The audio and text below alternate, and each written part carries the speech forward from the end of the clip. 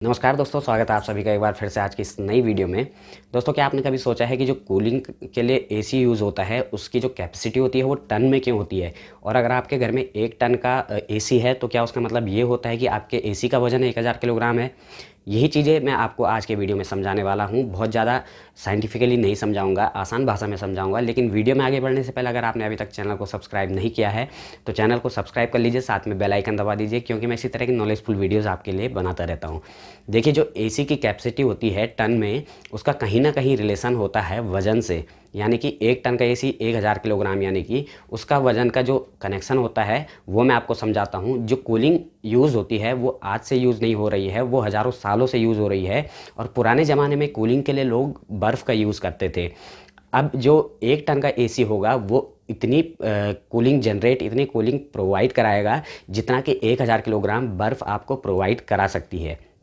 Simple भाषा में, अगर आप एक कमरे में 1000 किलोग्राम बर्फ़ 1 घंटे के लिए रख देते हैं तो जो एसी सेम कूलिंग प्रोवाइड करा सकता है 1 घंटे में, वो एसी होगा 1 टन का, यानी कि 1000 किलोग्राम का। अब आप समझ गए होंगे कि जो एसी की यूनिट होती है वो टन में क्यों होती है। अब यहाँ पे 2 टन का एसी होगा तो वो 2000 किलोग्राम बर्फ़ के बराबर 1 घंटे में आपको कूलिंग प्रोवाइड करा सकता है। यहाँ पे एक चीज़ और आती है, ब्रिटिश थर्मल यूनिट, यानी कि BTU। अब एक BTU बराबर कितना होता है?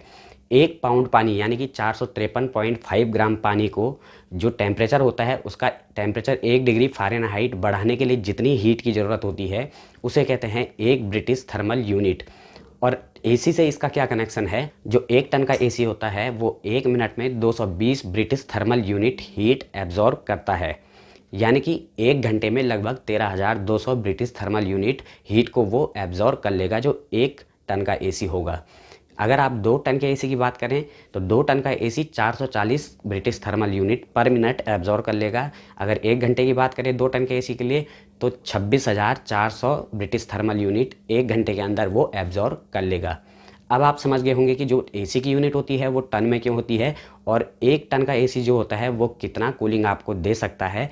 उसकी जो कूलिंग की कैपेसिटी नापने की यूनिट मैंने आपको बता दी, ब्रिटिश थर्मल यूनिट। और जो एसी आप खरीदते हैं वो आप कमरे के साइज़ को लेके लगा सकते हैं कि अगर आपका कमरे का साइज़ बहुत बड़ा है तो उसके लिए आपको ज़्यादा टन के एसी की ज़रूरत पड़ेगी।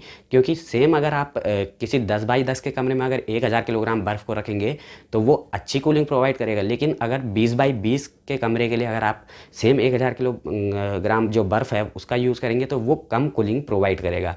तो इसीलिए जो बड़े कमरों के लिए, बड़े हॉल के लिए जो एसी यूज़ होता है वो ज़्यादा टन का एसी यूज़ होता है, ताकि उसकी जो एफिशिएंसी है वो अच्छे से बने रहे, उसकी जो कूलिंग पावर है वो ज़्यादा हो। तो उम्मीद है दोस्तों आपको आज का टॉपिक बिल्कुल अच्छे से समझ में आया होगा। अगर फिर भी इस वीडियो के बारे में अगर कोई सवाल मन में उठ रहा तो आप नीचे कमेंट बॉक्स में कमेंट करके पूछ सकते हैं।